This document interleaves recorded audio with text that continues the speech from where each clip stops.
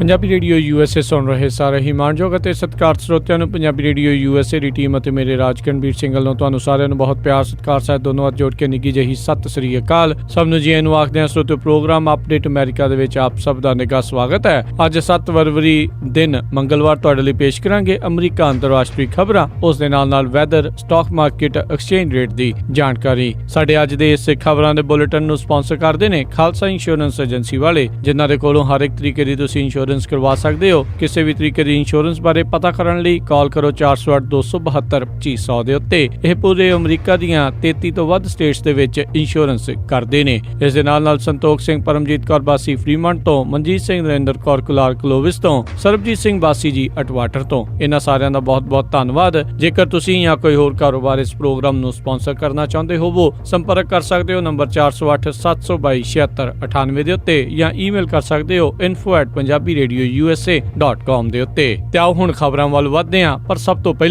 ਚੋਣਵੀਆਂ ਖਬਰਾਂ। ਸੈਨੇਟ ਵਿੱਚ ਚੱਲ ਰਹੇ ਰੌਲੇ ਰੱਪੇ ਤੋਂ ਬਾਅਦ ਆਖਿਰਕਾਰ ਐਜੂਕੇਸ਼ਨ ਸਕੱਤਰ ਦੇ ਵਜੋਂ ਬੈਟਸੀ ਡੇਵਿਸ ਦੀ ਨਾਮਜ਼ਦਗੀ ਨੂੰ ਮਨਜ਼ੂਰੀ ਮਿਲੀ।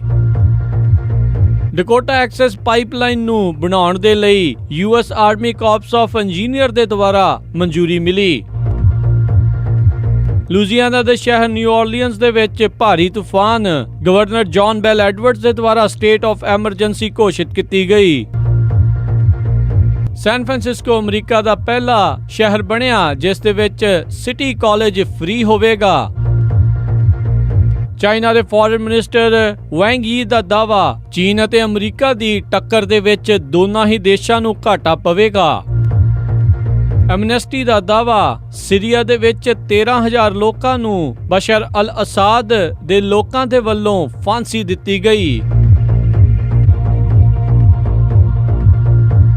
ਤੇ ਹੁਣ ਖਬਰਾਂ ਦਾ ਵਿਸਥਾਰ। ਰਾਸ਼ਟਰਪਤੀ ਡੋਨਾਲਡ ਟਰੰਪ ਦੇ ਦੁਆਰਾ ਐਜੂਕੇਸ਼ਨ ਸਕੱਤਰ ਦੇ ਲਈ ਨਾਮਜ਼ਦ ਬੈਟਸੀ ਡੇਵਿਸ, ਉਸ ਨੂੰ ਅੱਜ ਸੈਨੇਟ ਦੇ ਵਿੱਚੋਂ ਆਖਿਰਕਾਰ ਮਨਜ਼ੂਰੀ ਮਿਲ ਗਈ। ਸੈਨੇਟ ਵਿੱਚੋਂ ਕੁੱਲ 100 ਸੈਨੇਟਰਸ 50-50 ਦੇ ਨਾਲ ਇਹਨਾਂ ਦੀ ਪੁਸ਼ਟੀ ਤੋਂ ਲੈ ਕੇ ਵੰਡੇ ਹੋਏ ਸਨ। ਰਿਪਬਲਿਕਨਸ ਜਿਨ੍ਹਾਂ ਦੇ 52 ਸੈਨੇਟਰਸ ਨੇ ਤੇ 48 ਸੈਨੇਟਰਸ ਡੈਮੋਕ੍ਰੇਟਸ ਦੇ ਨੇ, ਪਰ 2 ਰਿਪਬਲਿਕਨ ਸੈਨੇਟਰਸ ਉਹਨਾਂ ਨੇ ਬੈਟਸੀ ਡੇਵਿਸ ਦੇ ਵਿਰੋਧ ਦੇ ਵਿੱਚ ਵੋਟ ਪਾਈ। ਕੈਬਨਿਟ ਮਿਨਿਸਟਰ ਦੀ ਪੁਸ਼ਟੀ ਦੇ ਲਈ ਅੱਜ ਪਹਿਲੀ ਵਾਰ ਉਪ ਰਾਸ਼ਟਰਪਤੀ ਨੂੰ ਵੋਟ ਦੇ ਲਈ ਬੁਲਾਇਆ ਗਿਆ। ਉਪ ਰਾਸ਼ਟਰਪਤੀ ਮਾਈਕ ਪੈਂਸ ਉਹਨਾਂ ਨੇ ਪਾਰਟੀ ਲਾਈਨ ਦੇ ਮੁਤਾਬਕ ਬੈਟਸੀ ਡੇਵਿਸ ਦੇ ਹੱਕ ਦੇ ਵਿੱਚ ਵੋਟ ਪਾਈ ਅਤੇ ਐਜੂਕੇਸ਼ਨ ਸਕੱਤਰ ਦੇ ਰੂਪ ਦੇ ਵਿੱਚ ਬੈਟਸੀ ਡੇਵਿਸ ਉਹਨਾਂ ਦੀ ਪੁਸ਼ਟੀ ਹੋ ਗਈ। ਇਸ ਤੋਂ ਪਹਿਲਾਂ ਉਪ ਰਾਸ਼ਟਰਪਤੀ ਦੇ ਵੱਲੋਂ ਕਦੀ ਵੀ ਕੈਬਨਿਟ ਮਿਨਿਸਟਰ ਦੀ ਪੁਸ਼ਟੀ ਦੇ ਲਈ ਟਾਈ ਨੂੰ ਤੋੜਨ ਦੇ ਲਈ ਵੋਟ ਪਾਉਣ ਦਾ ਨੌਬਤ ਨਹੀਂ ਸੀ ਆਈ। ਇਹਨਾਂ ਤੋਂ ਪਹਿਲੇ ਉਪ ਰਾਸ਼ਟਰਪਤੀਆਂ ਦੇ ਵੱਲੋਂ ਹੋਰ ਬਿਲਜ਼ ਨੂੰ ਪਾਸ ਕਰਨ ਦੇ ਲਈ ਜਾਂ ਉਸ ਨੂੰ ਠੱਲਣ ਦੇ ਲਈ ਆਪਣੀ ਵੋਟ ਦਾ ਇਸਤੇਮਾਲ ਕੀਤਾ ਜਾਂਦਾ ਰਿਹਾ ਆ। ਕੱਲ ਡੈਮੋਕ੍ਰੇਟ ਪਾਰਟੀ ਦੇ ਸੈਨੇਟਰਸ ਦੇ ਵੱਲੋਂ 24 ਘੰਟੇ ਤੱਕ ਭਾਸ਼ਣ ਦੇਣ ਦੀ ਕੋਸ਼ਿਸ਼ ਕੀਤੀ ਗਈ ਤਾਂ ਜੋ ਉਹਨਾਂ 24 ਘੰਟਿਆਂ ਦੇ ਵਿੱਚ ਕਿਸੇ ਹੋਰ ਰਿਪਬਲਿਕਨ ਨੂੰ ਇਹਨਾਂ ਦੇ ਵਿਰੋਧ ਦੇ ਵਿੱਚ ਲਿਆਂਦਾ ਜਾ ਸਕੇ, ਪਰ ਉਸ ਦੇ ਵਿੱਚ ਉਹ ਕਾਮਯਾਬ ਨਾ ਹੋ ਸਕੇ ਅਤੇ ਰਾਸ਼ਟਰਪਤੀ ਡੋਨਾਲਡ ਟਰੰਪ ਵੱਲੋਂ ਨਾਮਜ਼ਦ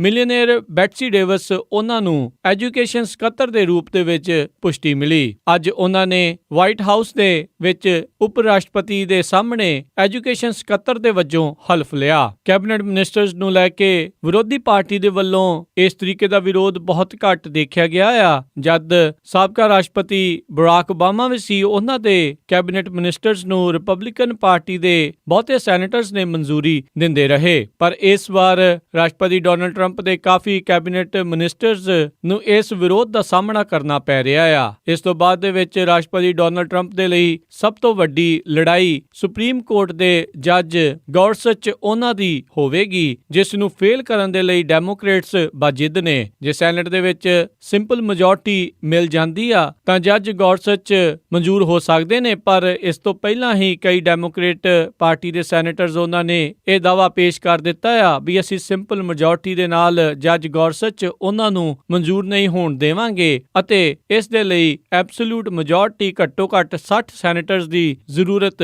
ਹੋਵੇਗੀ। ਰਾਸ਼ਟਰਪਤੀ ਟਰੰਪ ਦੇ ਦੁਆਰਾ ਮੈਜੋਰਟੀ ਲੀਡਰ ਮਿਚ ਮੈਕੋਨਲ ਨੂੰ ਪਹਿਲਾਂ ਹੀ ਕਿਹਾ ਜਾ ਚੁੱਕਾ ਆ ਵੀ ਉਹ ਆਪਣੀ ਨਿਊਕਲੀਅਰ ਪਾਵਰ ਦਾ ਇਸਤੇਮਾਲ ਕਰਨ ਅਤੇ ਜੱਜ ਗੌਰਸਚ ਉਹਨਾਂ ਨੂੰ ਕਿਸੇ ਵੀ ਹਾਲਾਤ ਦੇ ਵਿੱਚ ਮਨਜ਼ੂਰੀ ਦਿਵਾਉਣ। US army corpus of engineer ਉਹਨਾਂ ਨੇ ਡਕੋਟਾ ਐਕਸੈਸ ਪਾਈਪਲਾਈਨ ਦੇ ਲਈ 1.5 ਮੀਲ ਦੇ ਲਈ ਟਨਲ ਬਣਾ ਕੇ ਵਿੱਚੋਂ ਪਾਈਪ ਕੱਢਣ ਦੇ ਲਈ ਅੱਜ ਮਨਜ਼ੂਰੀ ਦੇ ਦਿੱਤੀ ਆ। ਪਿਛਲੀਆਂ ਗਰਮੀਆਂ ਤੋਂ ਇਸ ਜਗ੍ਹਾ ਦੇ ਵਿੱਚੋਂ ਪਾਈਪ ਕੱਢਣ ਦੇ ਲਈ ਉਸ ਨੂੰ ਰੋਕਣ ਦੇ ਲਈ ਬਹੁਤ ਸਾਰੇ ਲੋਕਾਂ ਦੇ ਵੱਲੋਂ ਵਿਰੋਧ ਪ੍ਰਦਰਸ਼ਨ ਕੀਤੇ ਜਾ ਰਹੇ ਹਨ।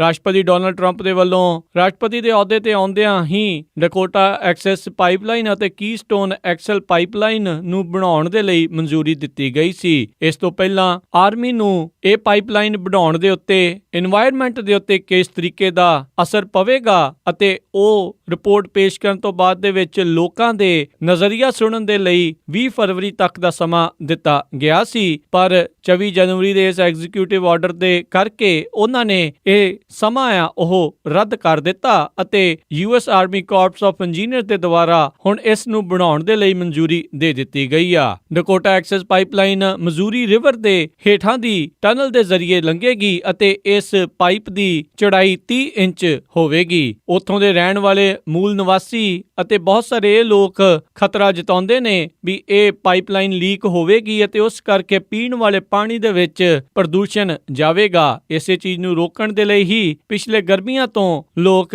ਲੱਗੇ ਹੋਏ ਨੇ। ਪਿਛਲੇ ਹਫ਼ਤੇ ਹੀ 70 ਦੇ ਕਰੀਬ ਲੋਕਾਂ ਨੂੰ ਵਿਰੋਧ ਕਰਨ ਕਰਕੇ ਇਸ ਪਾਈਪਲਾਈਨ ਨੂੰ ਰੋਕਣ ਦੇ ਕਰਕੇ ਗ੍ਰਿਫਤਾਰ ਕੀਤਾ ਗਿਆ ਸੀ। ਪ੍ਰੋਟੈਸਟ ਕਰ ਰਹੇ ਲੋਕਾਂ ਦੇ ਵੱਲੋਂ ਇਹ ਦਾਅਵਾ ਕੀਤਾ ਗਿਆ ਹੈ ਵੀ ਉਹ ਆਪਣੇ ਅਖੀਰਲੇ ਸਾਹ ਤੱਕ ਇਸ ਪਾਈਪਲਾਈਨ ਨੂੰ ਰੋਕਣ ਦੇ ਲਈ ਕੰਮ ਕਰਦੇ ਰਹਿਣਗੇ, ਪਰ ਹੁਣ ਜਦੋਂ ਆਰਮੀ ਦੇ ਵੱਲੋਂ ਇਸ ਨੂੰ ਮਨਜ਼ੂਰੀ ਦੇ ਦਿੱਤੀ ਗਈ ਆ ਅਤੇ ਸਮਾਂ ਵੀ ਬਹੁਤ ਘੱਟ ਆ, ਅਦਾਲਤੀ ਲੜਾਈ ਦੇ ਵਿੱਚ ਬਹੁਤ ਘੱਟ ਸਮਾਂ ਰਹਿ ਜਾਵੇਗਾ, ਪਰ ਫਿਰ ਵੀ ਉਹ ਲੋਕ ਆਪਣੇ ਵੱਲੋਂ ਕੋਸ਼ਿਸ਼ਾਂ ਜਾਰੀ ਰੱਖ ਰਹੇ ਨੇ ਵੀ ਇਸ ਪਾਈਪਲਾਈਨ ਨੂੰ ਕਿਸੇ ਤਰੀਕੇ ਨਾਲ ਰੋਕਿਆ ਜਾ ਸਕੇ। ਲੂਜ਼ੀਆਨਾ ਦੇ ਸ਼ਹਿਰ ਨਿਊ ਆਰਲੀਅਨਸ ਦੇ ਵਿੱਚ ਭਾਰੀ ਤੂਫਾਨਾਂ ਨੇ ਦਸਤਕ ਦਿੱਤੀ ਹੈ, ਜਿਸ ਕਰਕੇ ਨਿਊ ਆਰਲੀਅਨਸ ਅਤੇ ਉਸ ਦੇ ਨਜ਼ਦੀਕੀ ਇਲਾਕਿਆਂ ਦੇ ਵਿੱਚ ਭਾਰੀ ਨੁਕਸਾਨ ਦੇਖਿਆ ਜਾ ਰਿਹਾ ਆ। ਘੱਟੋ ਘੱਟ 3 ਟੋਰਨੇਡੋ ਤੂਫਾਨ ਨਿਊ ਆਰਲੀਅਨਸ ਦੇ ਨਜ਼ਦੀਕ ਡੋਨਲਡਸਨਵਿਲ ਕਿਲੀਅਨ ਦੇ ਵਿੱਚ ਆਏ ਹਨ। ਅਧਿਕਾਰੀਆਂ ਮੁਤਾਬਕ ਇਸ ਤੂਫਾਨ ਦੇ ਕਰਕੇ 10,000 ਤੋਂ ਵੱਧ ਘਰ ਬਿਜਲੀ ਅਤੇ ਪਾਣੀ ਤੋਂ ਬਗੈਰ ਨੇ ਅਤੇ ਕਈ ਜਗ੍ਹਾ ਤੋਂ ਗੈਸ ਲੀਕ ਦੀਆਂ ਰਿਪੋਰਟਾਂ ਵੀ ਆ ਰਹੀਆਂ ਨੇ। ਉੱਥੋਂ ਦੇ ਲੋਕਲ ਮੀਡੀਆ ਦੇ ਵਿੱਚ ਟੁੱਟੀਆਂ ਹੋਈਆਂ ਬਿਜਲੀ ਦੀਆਂ ਤਾਰਾਂ ਅਤੇ ਟੁੱਟੇ ਹੋਏ ਘਰਾਂ ਦੀਆਂ ਤਸਵੀਰਾਂ ਨਜ਼ਰ ਆ ਰਹੀਆਂ ਨੇ। ਇਸ ਮੌਕੇ ਇੱਕ ਕਾਫੀ ਭਾਰੀ ਵੈਦਰ ਸਿਸਟਮ ਲੂਜ਼ੀਆਨਾ, ਮਿਸੀਸਿਪੀ ਅਤੇ ਐਲਾਬਾਮਾ ਦੇ ਵੱਲ ਵੱਧ ਰਿਹਾ ਆ ਅਤੇ ਉਸ ਦੇ ਹੇਠਾਂ 2.5 ਮਿਲੀਅਨ ਲੋਕ ਪ੍ਰਭਾਵਿਤ ਹੋ ਸਕਦੇ ਨੇ। ਇਹਨਾਂ ਤੂਫਾਨਾਂ ਨੂੰ ਮੱਦੇਨਜ਼ਰ ਰੱਖਦੇ ਹੋਏ ਲੂਜ਼ੀਆਨਾ ਦੇ ਗਵਰਨਰ ਜੌਨ ਬੈਲ ਐਡਵਰਡਸ ਦੇ ਦੁਆਰਾ ਸਟੇਟ ਆਫ ਐਮਰਜੈਂਸੀ ਘੋਸ਼ਿਤ ਕਰ ਦਿੱਤੀ ਗਈ ਆ। ਜਿਹੜੇ ਵੀ ਟਰੱਕਰਜ਼ ਜਾਂ ਕੋਈ ਲੋਕ ਜਿਹੜੇ ਲੂਜ਼ੀਆਨਾ, ਨਿਊ ਆਰਲੀਅਨਸ ਦੇ ਵਿੱਚ ਜਾਣ ਦੀ ਸਲਾਹ ਬਣਾ ਰਹੇ ਨੇ, ਉਹਨਾਂ ਨੂੰ ਬੇਨਤੀ ਕੀਤੀ ਜਾਂਦੀ ਹੈ, ਅਪੀਲ ਹੈ ਵੀ ਪਹਿਲਾਂ ਵੈਦਰ ਦੇ ਬਾਰੇ ਪਹਿਲਾਂ ਚੰਗੀ ਤਰ੍ਹਾਂ ਜਾਣ ਲੈਣ। ਨਿਊ ਆਰਲੀਅਨਸ ਵਿੱਚ ਸਥਿਤ ਮਿਚਾਊਡ ਅਸੈਂਬਲੀ ਫੈਸਿਲਿਟੀ ਜੋ ਕਿ ਨਾਸਾ ਦੀ ਆ, ਉਸ ਦੇ ਉੱਤੇ ਵੀ ਨੁਕਸਾਨ ਦੇਖਿਆ ਗਿਆ ਆ। ਸਾਰਿਆਂ ਨੂੰ ਹੀ ਉੱਥੇ ਸਤਰਕ ਰਹਿਣ ਦੀ ਅਪੀਲ ਕੀਤੀ ਜਾ ਰਹੀ ਆ। ਸੈਨ ਫਰਾਂਸਿਸਕੋ ਅਮਰੀਕਾ ਦਾ ਪਹਿਲਾ ਸ਼ਹਿਰ ਬਣੇਗਾ ਜਿੱਥੇ ਕਮਿਊਨਿਟੀ ਕਾਲਜ ਆ ਉਸ ਨੂੰ ਮੁਫਤ ਕੀਤਾ ਜਾਵੇਗਾ। ਇਸ ਦੇ ਬਾਰੇ ਜਾਣਕਾਰੀ ਸੈਨ ਫਰਾਂਸਿਸਕੋ ਦੇ ਮੇਅਰ ਐਡ ਲੀ ਉਹਨਾਂ ਨੇ ਦਿੱਤੀ। ਉਹ ਸਾਰੇ ਸਟੂਡੈਂਟ ਜੋ ਕਿ ਸੈਨ ਫਰਾਂਸਿਸਕੋ ਦੀ ਹੱਦ ਦੇ ਵਿੱਚ ਪਿਛਲੇ 1 ਸਾਲ ਅਤੇ 1 ਦਿਨ ਤੋਂ ਵੱਧ ਲਗਾਤਾਰ ਰਹਿ ਰਹੇ ਹਨ, ਉਹਨਾਂ ਨੂੰ ਇਹ ਸਹੂਲਤ ਮਿਲੇਗੀ। ਮੇਅਰ ਐਡ ਲੀ ਨੇ ਜ਼ਿਕਰ ਕੀਤਾ ਵੀ ਪਿਛਲੇ ਕਈ ਮਹੀਨਿਆਂ ਤੋਂ ਸਿਟੀ ਹਾਲ ਦੇ ਉੱਤੇ ਲਗਾਤਾਰ ਪ੍ਰੈਸ਼ਰ ਬਣਾਇਆ ਜਾ ਰਿਹਾ ਸੀ ਵੀ ਹਾਇਰ ਐਜੂਕੇਸ਼ਨ ਆ ਉਸ ਨੂੰ ਮੁਫਤ ਕੀਤਾ ਜਾਵੇ ਅਤੇ ਉਸ ਦੇ ਵਿੱਚ ਅੱਜ ਮਨਜ਼ੂਰੀ ਮਿਲ ਗਈ ਆ। ਔਨ ਦੀ ਫਾਲ ਸੈਸ਼ਨ ਦੇ ਵਿੱਚ ਕਮਿਊਨਿਟੀ ਕਾਲਜ ਦੇ ਵਿੱਚ ਮੁਫਤ ਐਜੂਕੇਸ਼ਨ ਆ ਉਹ ਸ਼ੁਰੂ ਹੋ ਜਾਵੇਗੀ। ਰਿਪੋਰਟ ਮੁਤਾਬਕ ਤਕਰੀਬਨ 30,000 ਲੋਕਲ ਸਟੂਡੈਂਟ ਇਸ ਦਾ ਫਾਇਦਾ ਉਠਾ ਸਕਣਗੇ। ਸੈਨ ਫਰਾਂਸਿਸਕੋ ਸ਼ਹਿਰ ਦੇ ਵੱਲੋਂ ਹਰ ਸਾਲ ਸਿਟੀ ਕਾਲਜ ਨੂੰ $5.4 ਮਿਲੀਅਨ ਦਿੱਤੇ ਜਾਇਆ ਕਰਨਗੇ ਇਸ ਫ੍ਰੀ ਐਜੂਕੇਸ਼ਨ ਨੂੰ ਚਲਾਉਣ ਦੇ ਲਈ। ਰਿਪੋਰਟ ਮੁਤਾਬਕ ਫੁੱਲ ਟਾਈਮ ਸਟੂਡੈਂਟ ਦੇ ਖਰਚਾ $1,700 ਡਾਲਰ ਪ੍ਰਤੀ ਸਾਲ ਆਉਂਦਾ ਆ, ਜਿਨ੍ਹਾਂ ਦੇ ਵਿੱਚ ਟੈਕਸਟ ਬੁੱਕ ਅਤੇ ਸਪਲਾਈਜ਼ ਆਉਂਦੀਆਂ ਨੇ। ਜਦ ਪੁੱਛਿਆ ਗਿਆ ਵੀ ਇਹ ਪੈਸਾ ਕਿੱਥੋਂ ਆਵੇਗਾ ਤਾਂ ਉਹਨਾਂ ਨੇ ਜਵਾਬ ਦਿੱਤਾ, ਜਿਨ੍ਹਾਂ ਵੀ ਲੋਕਾਂ ਦੇ ਘਰ ਸੈਨ ਫਰਾਂਸਿਸਕੋ ਵਿੱਚ 5 ਮਿਲੀਅਨ ਡਾਲਰ ਤੋਂ ਵੱਧ ਕੀਮਤ ਦੇ ਨੇ, ਉਹਨਾਂ ਉੱਤੇ ਪ੍ਰਾਪਰਟੀ ਟੈਕਸ ਨੂੰ ਵਧਾਇਆ ਜਾਵੇਗਾ ਅਤੇ ਰੀਅਲ ਅਸਟੇਟ ਟਰਾਂਸਫਰ ਟੈਕਸ ਦੇ ਵਿੱਚ ਵੀ ਵਾਧਾ ਕੀਤਾ ਜਾਵੇਗਾ। ਇੱਥੇ ਮੇਅਰ ਐਡਲੀ ਨੇ ਦਾਅਵਾ ਕੀਤਾ, ਇਹ ਫ੍ਰੀ ਐਜੂਕੇਸ਼ਨ ਦੇ ਕਰਕੇ ਜਿਹੜੇ ਮਿਡਲ ਕਲਾਸ ਦੇ ਵਿਦਿਆਰਥੀ ਨੇ ਉਹ ਅੱਗੇ ਆਪਣਾ ਜੀਵਨ ਸੁਧਾਰ ਸਕਦੇ ਨੇ ਤੇ ਘੱਟੋ ਘੱਟ ਮਿਡਲ ਕਲਾਸ ਦੇ ਵਿੱਚ ਰਹਿਣ ਦੇ ਕਾਬਿਲ ਹੋ ਸਕਣਗੇ। ਚੀਨ ਦੇ ਫੋਰਨ ਮਿਨਿਸਟਰ ਵੈਂਗ ਯੀ ਆਸਟ੍ਰੇਲੀਆ ਦੀ ਰਾਜਧਾਨੀ ਕੈਨਬਰਾ ਦੇ ਵਿੱਚ ਪਹੁੰਚੇ ਹੋਏ ਨੇ, ਜਿੱਥੇ ਕਿ ਉੱਥੇ ਵਪਾਰ ਦੇ ਲਈ ਗੱਲਬਾਤ ਕਰਨ ਲਈ ਪਹੁੰਚੇ ਨੇ। ਉੱਥੇ ਪੱਤਰਕਾਰਾਂ ਨਾਲ ਗੱਲ ਕਰਦੇ ਹੋਏ ਆਖਿਆ ਵੀ ਅਮਰੀਕਾ ਅਤੇ ਚੀਨ ਦੇ ਰਿਸ਼ਤਿਆਂ ਦੇ ਵਿੱਚ ਪਿਛਲੇ ਕੁਝ ਦਿਨਾਂ ਤੋਂ ਖਟਾਸ ਜ਼ਰੂਰ ਆਈ ਆ, ਜਦੋਂ ਤੋਂ ਰਾਸ਼ਟਰਪਤੀ ਡੋਨਲਡ ਟਰੰਪ ਉਹਨਾਂ ਨੇ ਅਹੁਦਾ ਸੰਭਾਲਿਆ ਆ, ਪਰ ਉਹਨਾਂ ਨੇ ਇੱਥੇ ਇਸ ਚੀਜ਼ ਦੇ ਉੱਤੇ ਤਰਜੀਹ ਦਿੱਤੀ ਵੀ ਜੇ ਚੀਨ ਅਤੇ ਅਮਰੀਕਾ ਦੇ ਦਰਮਿਆਨ ਕਿਸੇ ਵੀ ਤਰੀਕੇ ਦੀ ਲੜਾਈ ਹੁੰਦੀ ਆ ਤੇ ਦੋਨਾਂ ਹੀ ਦੇਸ਼ਾਂ ਨੂੰ ਇਸ ਚੀਜ਼ ਦੇ ਵਿੱਚ ਨੁਕਸਾਨ ਹੋਵੇਗਾ ਅਤੇ ਦੋਨੋਂ ਹੀ ਦੇਸ਼ ਇਹ ਨੁਕਸਾਨ ਝੱਲਣ ਦੇ ਲਈ ਤਿਆਰ ਨਹੀਂ ਨੇ। ਉਹਨਾਂ ਨੇ ਆਖਿਆ ਵੀ ਰਾਸ਼ਟਰਪਤੀ ਟਰੰਪ ਦੁਆਰਾ ਅਮਰੀਕਾ ਫਸਟ ਦੀ ਗੱਲ ਠੀਕ ਆ, ਪਰ ਹਰ ਇੱਕ ਦੇਸ਼ ਨੂੰ ਵਿਸ਼ਵ ਦੀ ਆਰਥਿਕਤਾ ਦੇ ਉੱਤੇ ਅਤੇ ਉਸ ਨੂੰ ਸਫਲ ਅਤੇ ਸਥਿਰ ਬਣਾਉਣ ਦੇ ਲਈ ਪੁਰਜ਼ੋਰ ਕੰਮ ਕਰਨਾ ਚਾਹੀਦਾ ਆ। ਰਾਸ਼ਟਰਪਤੀ ਟਰੰਪ ਲਗਾਤਾਰ ਚਾਈਨਾ ਨੂੰ ਆੜੇ ਹੱਥੀ ਲੈਂਦੇ ਰਹੇ ਆ ਤੇ ਉਹਨਾਂ ਨੇ ਆਖਿਆ ਆ ਵੀ ਬਹੁਤ ਸਾਰੀਆਂ ਜੌਬਸ ਅਮਰੀਕਨ ਲੋਕਾਂ ਦੀਆਂ ਚਾਈਨਾ ਚਲੇ ਗਈਆਂ ਆ ਤੇ ਉਸ ਨੂੰ ਮੁੜ ਕੇ ਵਾਪਸ ਲਿਆਉਣਗੇ। ਕਿਤੇ ਨਾ ਕਿਤੇ ਚਾਈਨਾ ਨੂੰ ਵੀ ਇਹ ਖਤਰਾ ਨਜ਼ਰ ਆ ਰਿਹਾ ਆ ਵੀ ਜੇ ਮੈਨੂਫੈਕਚਰਿੰਗ ਜੌਬਸ ਵਾਪਸ ਅਮਰੀਕਾ ਜਾਂਦੀਆਂ ਨੇ ਤੇ ਉਹਨਾਂ ਦੀ ਇਕਨੋਮੀ ਉੱਤੇ ਵੀ ਅਸਰ ਪੈ ਸਕਦਾ ਆ। ਚਾਈਨਾ ਦੀ ਨਾਰਾਜ਼ਗੀ ਅਮਰੀਕਾ ਨਾਲ ਉਦੋਂ ਤੋਂ ਜ਼ਿਆਦਾ ਵਧੀ ਹੋਈ ਆ ਜਦੋਂ ਤੋਂ ਰਾਸ਼ਟਰਪਤੀ ਡੋਨਲਡ ਟਰੰਪ ਨੇ ਤਾਈਵਾਨ ਦੀ ਰਾਸ਼ਟਰਪਤੀ ਜ਼ਾਈ ਇੰਗ ਵੈਨ ਉਹਨਾਂ ਦੇ ਨਾਲ ਫੋਨ ਦੇ ਉੱਤੇ ਵਾਰਤਾਲਾਪ ਕੀਤੀ ਆ। ਚਾਈਨਾ ਤਾਈਵਾਨ ਨੂੰ ਇੱਕ ਬਾਗੀ ਰਿਆਸਤ ਸਮਝਦਾ ਆ। ਹਿਊਮਨ ਰਾਈਟ ਜਥੇਬੰਦੀ ਐਮਨੈਸਟੀ ਨੇ ਦਾਅਵਾ ਕੀਤਾ ਆ ਸੀਰੀਆ ਦੀ ਇੱਕ ਖੂਫੀਆ ਜੇਲ੍ਹ ਦੇ ਵਿੱਚ ਹੁਣ ਤੱਕ 13,000 ਲੋਕਾਂ ਨੂੰ ਫਾਂਸੀ ਦਿੱਤੀ ਗਈ ਆ ਤੇ ਇਹ ਫਾਂਸੀਆਂ ਦੇਣ ਦੇ ਪਿੱਛੇ ਬਸ਼ਰ ਅਲ ਅਸਾਦ ਉਹਨਾਂ ਦੇ ਲੋਕ ਜ਼ਿੰਮੇਵਾਰ ਨੇ। ਇਸ ਰਿਪੋਰਟ ਦੇ ਵਿੱਚ ਐਮਨੈਸਟੀ ਨੇ ਇਹ ਦਾਅਵਾ ਕੀਤਾ ਆ ਵੀ ਇਹ ਸੀਰੀਆ ਦੀ ਖੂਫੀਆ ਜੇਲ੍ਹ ਸਾਇਦਨਾਇਆ ਜੇਲ੍ਹ ਆ ਜੋ ਕਿ ਡਮੈਸਕਸ ਤੋਂ ਉੱਤਰ ਦੀ ਦਿਸ਼ਾ ਦੇ ਵਿੱਚ ਆ। ਇਸ ਦੇ ਉੱਤੇ ਸੀਰੀਆ ਮਿਨਿਸਟਰੀ ਆਫ ਜਸਟਿਸ ਨੇ ਇਹਨਾਂ ਰਿਪੋਰਟਾਂ ਦਾ ਖੰਡਨ ਕੀਤਾ ਆ ਤੇ ਇਹ ਦਾਅਵਾ ਕੀਤਾ ਹੈ ਵੀ ਮੌਜੂਦਾ ਸਰਕਾਰ ਦੀ ਇੱਜ਼ਤ ਨੂੰ ਰੋਲਣ ਦੇ ਲਈ ਹੀ ਇਹ ਨਕਲੀ ਅਤੇ ਫੇਕ ਰਿਪੋਰਟਾਂ ਜਾਰੀ ਕੀਤੀਆਂ ਜਾ ਰਹੀਆਂ ਨੇ। ਸੋ ਦੱਸੋ ਜੀ, ਆਪਾਂ ਅੱਜ ਦੀਆਂ ਅਹਿਮ ਖਬਰਾਂ ਹੁਣ ਤੁਹਾਨੂੰ ਵੈਦਰ ਰਿਪੋਰਟ ਦੇ ਨਾਲ ਜਾਣੂ ਕਰਵਾਉਂਦੇ ਹਾਂ। ਸ਼ੁਰੂਆਤ ਕਰਦੇ ਹਾਂ ਸੈਨ ਹੋਜ਼ੇ ਦੇ ਵੈਦਰ ਤੋਂ, ਜਿੱਥੇ ਕਿ ਬੁੱਧਵਾਰ ਨੂੰ 67 ਡਿਗਰੀ ਹਾਈ 58 ਡਿਗਰੀ ਲੋ 40% ਚਾਂਸ ਨੇ ਮੀਂਹ ਪੈਣ ਦੇ। ਸੈਨ ਫਰਾਂਸਿਸਕੋ ਵਿੱਚ 61 ਡਿਗਰੀ ਹਾਈ 58 ਡਿਗਰੀ ਲੋ 70% ਚਾਂਸ ਆ ਮੀਂਹ ਪੈਣ ਦੇ। ਸੈਕਰਾਮੈਂਟੋ ਵਿੱਚ 63 ਡਿਗਰੀ ਹਾਈ 58 ਡਿਗਰੀ ਲੋ ਮੀਂਹ ਪਵੇਗਾ। ਯੂਬਾ ਸਿਟੀ ਵਿੱਚ 62 ਡਿਗਰੀ ਹਾਈ 59 ਡਿਗਰੀ ਲੋ ਮੀਂਹ ਪਵੇਗਾ। ਸਟਾਕਟਨ ਵਿੱਚ 67 ਡਿਗਰੀ ਹਾਈ 58 ਡਿਗਰੀ ਲੋ 60% ਚਾਂਸ ਨੇ ਮੀਂਹ ਪੈਣ ਦੇ। ਟ੍ਰੇਸੀ ਵਿੱਚ 67 ਡਿਗਰੀ ਹਾਈ 58 ਡਿਗਰੀ ਲੋ 50% ਚਾਂਸ ਨੇ ਮੀਂਹ ਪੈਣ ਦੇ। ਮੋਡੈਸਟੋ ਵਿੱਚ 68 ਡਿਗਰੀ ਹਾਈ 58 ਡਿਗਰੀ ਲੋ 50% ਚਾਂਸ ਨੇ ਮੀਂਹ ਪੈਣ ਦੇ। ਫ੍ਰੈਜ਼ਨੋ ਚ 70 ਡਿਗਰੀ ਹਾਈ 55 ਡਿਗਰੀ ਲੋ। ਬੇਕਰਸਫੀਲਡ ਵਿੱਚ 74 ਡਿਗਰੀ ਹਾਈ 56 ਡਿਗਰੀ ਲੋ। ਲਾਸ ਐਂਜਲਸ ਚ 70 ਡਿਗਰੀ ਹਾਈ 57 ਡਿਗਰੀ ਲੋ। ਟਰਕੀ ਵਿੱਚ 43 ਡਿਗਰੀ ਹਾਈ 41 ਡਿਗਰੀ ਲੋ ਮੀਂਹ ਪਵੇਗਾ।